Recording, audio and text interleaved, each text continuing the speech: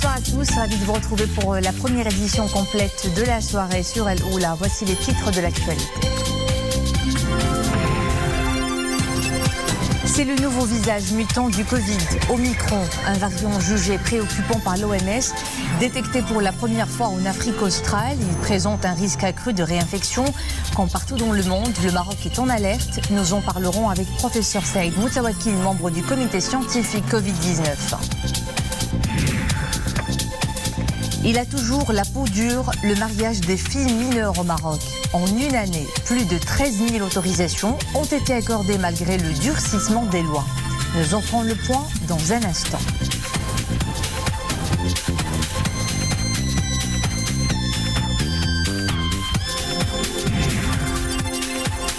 Du théâtre dans ce journal, après 2 ans d'absence à cause du Covid, enfin c'est le retour sur les planches et ce retour est signé avec une nouvelle pièce du dramaturge français Gérald Sibleira, Le vent des Peupliers, et c'est à la Comédie de Tanger que ça se joue. Après Alpha, Beta, Gamma, Delta, un nouveau variant baptisé Omicron est tout récemment identifié par l'OMS. C'est en Afrique du Sud que ce variant est apparu et il inquiète la communauté scientifique car il apparaît selon les premières études comme plus contagieux que le Delta. Il présente un grand nombre de mutations, certaines sont préoccupantes. Il existe aussi un risque élevé que le nouveau variant se répande plus vite partout dans le monde.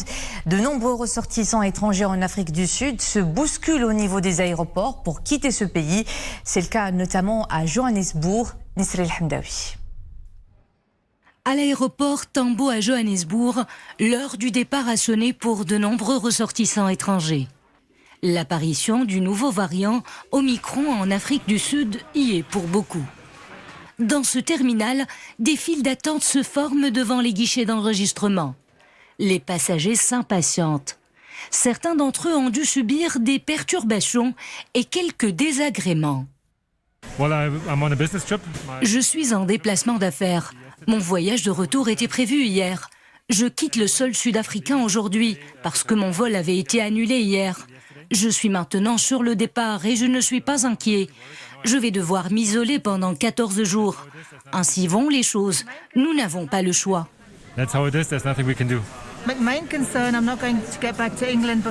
Ma principale préoccupation, c'est que je ne pourrai pas retourner en Angleterre avant demain à 4 heures du matin.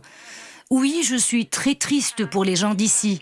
Le pays rejoint encore une fois la liste rouge. Le moins que l'on puisse dire, c'est que le nouveau variant Omicron sème l'inquiétude partout à travers le monde, au point de pousser de nombreux pays européens et même africains à fermer leurs frontières. Et cela a une explication. L'Organisation mondiale de la santé qualifie le nouveau variant de préoccupant. Il existe 2 raisons pour se préoccuper. La première, c'est le très grand nombre de mutations, en particulier les 32 mutations sur la surface de la protéine de spicule, spike protein, qui est la protéine qui permet au virus d'entrer dans notre corps. Maintenant, quelques-unes de ces mutations avaient été identifiées auparavant sur des variants comme alpha, bêta, gamma ou delta. Mais c'est la première fois que nous voyons toutes ces mutations dans un seul virus. La deuxième raison de la préoccupation de l'OMS, c'est le nombre de cas dans la province de Gauteng, qui est une province très populaire en Afrique du Sud. Ce nombre a connu une augmentation exponentielle pendant ces 3 dernières semaines. On recense plus de 2000 cas par jour aujourd'hui. Variant préoccupant, ce qualificatif donné par l'OMS à ce nouveau variant veut dire qu'il s'agit de la catégorie la plus élevée de la liste de variants du Covid. Ce variant présente une collection effrayante de mutations, susceptibles d'augmenter sa capacité à se propager. Le variant Omicron est donc jugé préoccupant par l'OMS. Il a déjà été détecté au niveau européen, en Belgique, chez une jeune femme venue d'Égypte ayant transité par la Turquie. ou encore au Royaume-Uni où 2 cas ont été détectés. Omicron, et doit-on dire à nos portes comment notre pays se prépare-t-il au cas où?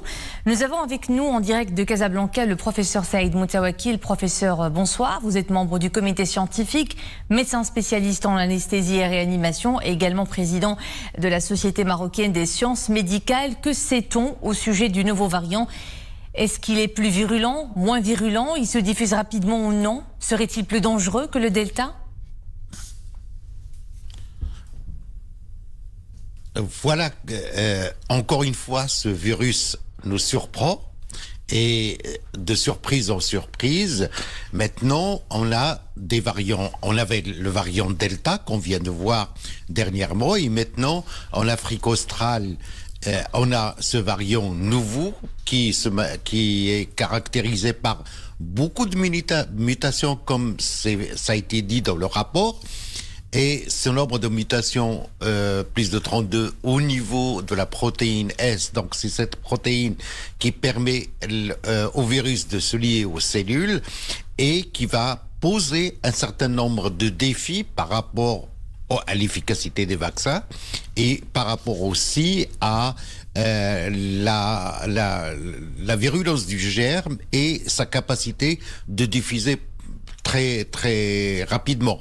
Donc, dans cette province d'Afrique du Sud, on a vu que les nombres de cas avoisinent les 2000 cas par jour. Ça risque de diffuser plus rapidement dans le reste du monde parce que même si ce virus ne reconnaît pas les passeports, mais il a toujours des vecteurs. Donc, c'est les voyages humains entre les différents pays qui risquent de faire venir ce virus de par le monde, comme ça a été constaté en Angleterre, en Belgique et un cas en Israël. Et le risque, il est très important pour tous les pays. C'est pour ça que le Maroc a pris cette décision de restriction au niveau des arrivées des pays de l'Afrique australe et où ce variant pose d'énormes problèmes. Il y a aussi au Maroc une cellule de veille génomique qui va surveiller par séquençage génomique au niveau des cas détectés au Maroc. Donc, pour l'instant, il n'y a aucun cas au niveau du Maroc, mais il faut qu'on s'y prépare. Tout ce qui atteindra les autres risque de nous atteindre sans aller dans le catastrophisme, mais il faut que les gens respectent les mesures barrières. Il faut qu'il y ait aussi reprendre la vaccination. C'est un moyen important pour lutter contre la diffusion large de ces virus-là. Alors, et justement, professeur, le Maroc a avancé sur la voie de la vaccination massive. On en est déjà à la dose de rappel depuis des semaines. Quel rôle peut jouer cette vaccination pour contrer ce nouveau variant? Est-ce que l'immunité collective, une fois atteinte, pourrait-elle interrompre le processus de mutation du Covid? Alors, ce qu'on sait, c'est que plus ce variant va diffuser, plus le virus diffuse, il va y avoir plus de variants, ça c'est connu. Et on sait, par analogie aux autres, même si l'efficacité vis-à-vis du Delta était diminuée, on sait que maintenant, dans cette vague qui prévaut en Europe, elle touche plus particulièrement les non-vaccinés. Donc, on va insister encore une fois sur le rôle de la vaccination, même si parfois ces nouveaux variants, peuvent avoir un phénomène qu'on appelle, qui est connu, le phénomène d'échappement vaccinal. On craint cet échappement vaccinal. On n'a pas encore assez de recul pour parler de la vraie férocité de ce virus, de sa létalité et aussi de sa diffusion large. C'est pour ça que l'OMS, le vendredi dernier, a déclaré que ce variant est préoccupant. Et là, en ce qui nous concerne, encore une fois, c'est le respect des mesures barrières, c'est l'engagement de tous les citoyens vis-à-vis du processus de vaccination en cours au niveau du Maroc et qui connaît actuellement un certain ralentissement, et j'exhorte mes compatriotes à aller encore se faire vacciner. Et si jamais, dans cette période hivernale, automnale et hivernale, de se faire traiter chaque fois qu'on a des symptômes qui peuvent rappeler soit le Covid, soit la grippe, et de se faire traiter rapidement par le protocole national. Merci professeur Saïd Moutawakil. Je rappelle que vous êtes membre du comité scientifique, médecin spécialiste en anesthésie et réanimation et président de la Société marocaine des sciences médicales. Merci pour ces éclairages. Et nous vous rappelons que depuis hier, le Maroc a interdit l'accès à son territoire à tout passager en provenance d'Afrique du Sud et d'autres pays d'Afrique australe. Cette décision fait donc suite aux informations relatives à l'apparition du nouveau variant dangereux en Afrique du Sud. En plus de ce pays, les ressortissants d'autres pays ne pourront plus accéder au territoire national, comme le Botswana, la Namibie, le Lesotho, l'Eswatini, le Mozambique et le Zimbabwe. Et puis cet autre appel, si vous comptez réserver un vol en provenance ou en direction de France, vous n'avez plus que 24 heures pour le faire. La décision des autorités marocaines de suspendre les vols directs entrera en vigueur demain dimanche 28 novembre à minuit. Cette décision intervient afin de préserver les acquis du pays en matière de gestion de la pandémie de la Covid et pour faire face à la dégradation de la situation sanitaire dans certains pays du voisinage européen. Et nous restons sur ce registre avec les chiffres journaliers du Covid. D'abord avec la campagne vaccinale. Le nombre de primo-vaccinés a atteint 24 409 859 personnes. Les personnes ayant reçu les 2 doses s'élèvent à plus de 22 631 000 et 1 641 169 personnes ont eu 3 doses. Un total de 116 nouveaux cas d'infection et un seul décès ont été recensés au cours des dernières 24 heures. Les cas sévères ou critiques ont atteint 8 au cours des dernières 24 heures, portant leur total à 103, dont 5 sous intubation. Le Maroc élu à l'unanimité président de l'association des secrétaires généraux des parlements. L'élection s'est déroulée lors d'une réunion de cet organe ce samedi à Madrid dans le cadre de la 143e assemblée de l'Union interparlementaire. Le royaume a été porté à la présidence de cette association pour la première fois en la personne de Najib El-Khadi, secrétaire général de la Chambre des représentants. L'alerte orange levée à la 19e campagne de sensibilisation aux violences faites aux femmes, 2 semaines durant jusqu'au 10 décembre. Une série d'actions au programme pour réveiller les consciences sur le coût humain, économique et social d'un fléau qui sévit dans toutes les sociétés. Au Maroc, ces violences sont de toutes sortes et brisent des vies, voire des foyers. La violence physique se place en haut du tableau avec 41%, suivie par la violence économique 27% et la violence psychique 26%. Des chiffres en hausse par rapport à 2020.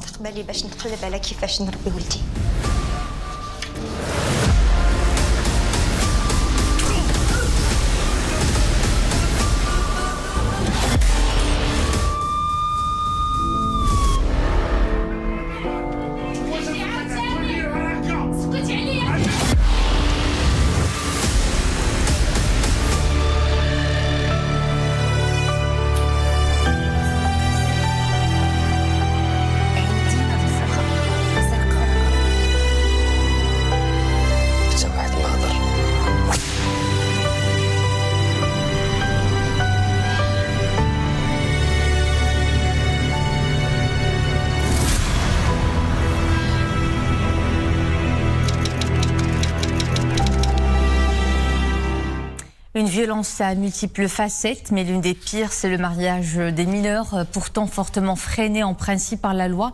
N'empêche, pour cette seule année 2021, 13 000 autorisations de mariage de mineurs ont été accordées selon les statistiques du ministère public, des filles mariées avant d'atteindre l'âge légal. Pour lutter contre ce mariage précoce, les lois durcissent, certes, mais il y a toujours des dérogations de juges. Samira Asban, Yassine Mourafek, Mriem Missi. Elle avait 16 ans quand sa famille l'a forcée à dire oui à un homme qu'elle n'a pas choisi. Aujourd'hui, la jeune femme refuse l'emprise de son conjoint violent. Elle trouve refuge dans ce centre social.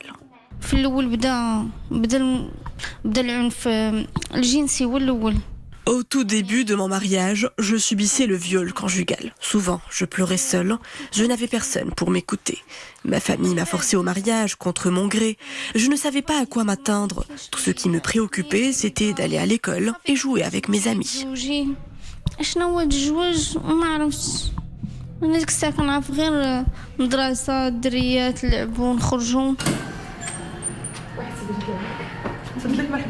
Une enfance avortée sous le poids des traditions et un avenir incertain, sous le spectre de la pauvreté et de l'abandon scolaire. Voilà le terrible destin de ces mineurs. Derrière ces unions précoces se cache le drame de milliers de fillettes. Un fléau qui ne cesse de progresser au moment où la loi a fixé à 18 ans l'âge minimum légal du mariage. بالنسبة للنساء اللي كيلتجؤوا لمركز الاستماع بجمعية الخير أغلبيتهم كيكونوا معرضين للعنف. Notre centre d'écoute vient en aide à des femmes souffrant des séquelles de 2 à 3 formes de maltraitance. Une violence implique toujours une autre. Elle peut être à la fois psychologique et sociale ou économique et physique. Ces victimes arrivent souvent dans un état de fragilité, de peur et dans la totale ignorance de leurs droits. يديروا باش أنهم ياخذوا الحق ديالهم.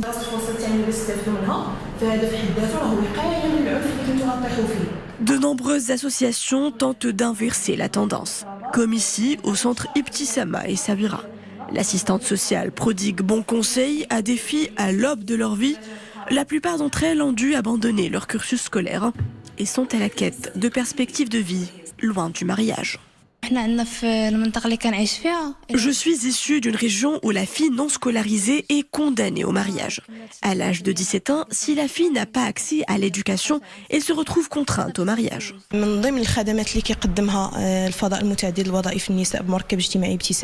Notre centre social prodigue une série de services. À leur tête, les ateliers d'autonomisation économique. Nous ciblons par là aussi bien les femmes mariées que celles qui sont divorcées. Nous intervenons également auprès des futurs mariés à travers des séances de sensibilisation. Un changement des mentalités s'impose, de quoi réduire le nombre de dérogations qui ne cessent d'affluer vers les tribunaux du royaume. En 2020, les juges ont reçu plus de 19 000 demandes de mariage impliquant des mineurs. C'est enfin la rentrée sur les planches dans la ville du T3. Après 2 ans de suspension en raison de la crise sanitaire, le théâtre revit avec une nouvelle pièce du français Gérald Sibleira. Ça s'appelle Le vent des peupliers et c'est à la Comédie de Tanger que ça se joue. Sur scène, 3 anciens combattants de la Grande Guerre qui vivent dans un hospice militaire. Je ne vous en dis pas plus. La suite de l'histoire avec Anissa Boumedi, Mounia Marouche, Mariam Missi. À chaque fois, Gustave, René et Fernand se retrouvent sur la terrasse de leur maison de retraite. Ces hommes, au soir de leur vie, sont intrigués par le vent qui secoue les peupliers sur la colline d'en face. Ils sont tentés par une envie de partir ailleurs, de s'aventurer et pourquoi pas reconquérir à nouveau le monde. Mais en auront-ils la force ? Voici le thème central de la comédie Le vent des peupliers de Gérald Sibleiras. 3 malheureux vieux qui sont dans un hospice. Ils ont fait la guerre de 14, ils sont un peu amochés. Celui-là, c'est encore pire que tout. Et lui, mon camarade, là, il s'évanouit toutes les 5 minutes. Il s'évanouit toutes les 5 minutes parce qu'il a un trou de but. Il a un trou de but, là. Vous voyez le trou de but ? Et puis moi, je suis l'élément le plus rationnel, le plus tempéré, le plus calme de la troupe. Comme mes petits camarades, je suis un ancien militaire de la guerre de 14-18 et je n'ai pas échappé au massacre puisque vous voyez que j'ai un petit éclat d'obus qui me reste dans le crâne et qui me met dans un piteux état parce que je m'évanouis très fréquemment au cours de la pièce.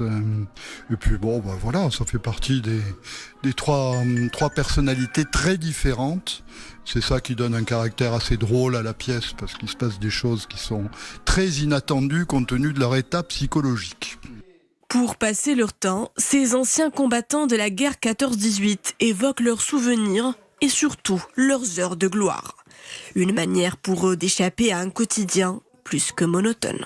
C'est une troupe de théâtre qui s'appelle la Comédie de Tanger et qui donne des spectacles en français. C'est une troupe francophone, mais dans laquelle il y a beaucoup de Marocains Pas ce soir, mais bon. Après 2 ans qui se sont écoulés, nous sommes très heureux d'avoir l'occasion de revenir pour la première fois au théâtre qui nous a tant manqué.